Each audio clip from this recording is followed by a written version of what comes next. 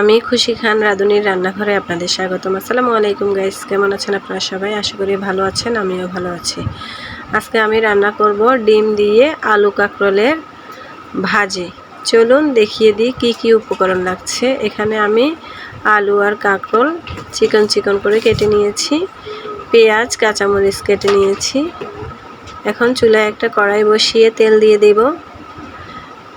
এরপর দিয়ে দেব পেঁয়াজ কাঁচামরিচ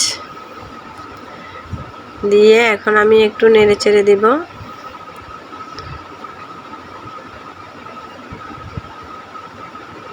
এরপর দিয়ে দেব স্বাদ মতো লবণ, দিয়ে দেব 1 চামচ হলুদ।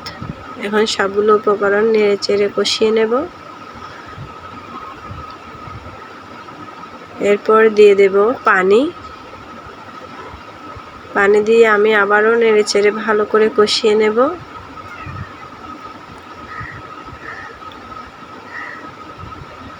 কষানোটা হয়ে তেলটা উপরের দিকে ভেসে উঠলে এরপর আমি দিয়ে দেব কেটে রাখা আলু কুচি আর কাঁকরোল কুচি।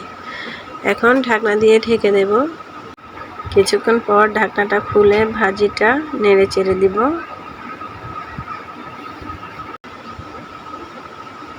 উল্টে পাল্টে ভালো করে মশলাটা ভাজির গায়ে মেখে দিলাম।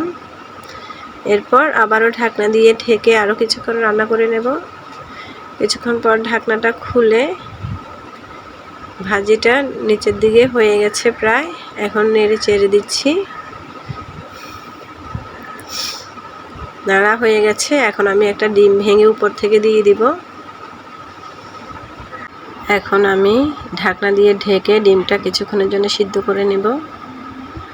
কিছুক্ষণ পর ঢাকনাটা খুলে দেখুন ডিমটা সিদ্ধ হয়ে গেছে। এখন আমি ডিমটা পুরা ভাজির সাথে ছড়িয়ে দেব,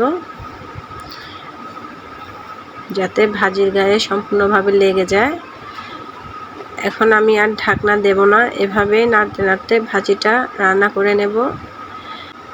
আমার এই ডিম দিয়ে আলু কাঁকরোলের ভাজিটা যদি আপনাদের ভালো লেগে থাকে তাহলে এভাবে বাসায় রান্না করে খাবেন। ভিডিওটি ভালো লাগলে লাইক করবেন, কমেন্ট করবেন, শেয়ার করবেন। চ্যানেলটি এখনও যারা সাবস্ক্রাইব করেন নাই সাবস্ক্রাইব করবেন। ফেসবুক থেকে দেখলে পেজটি ফলো করবেন।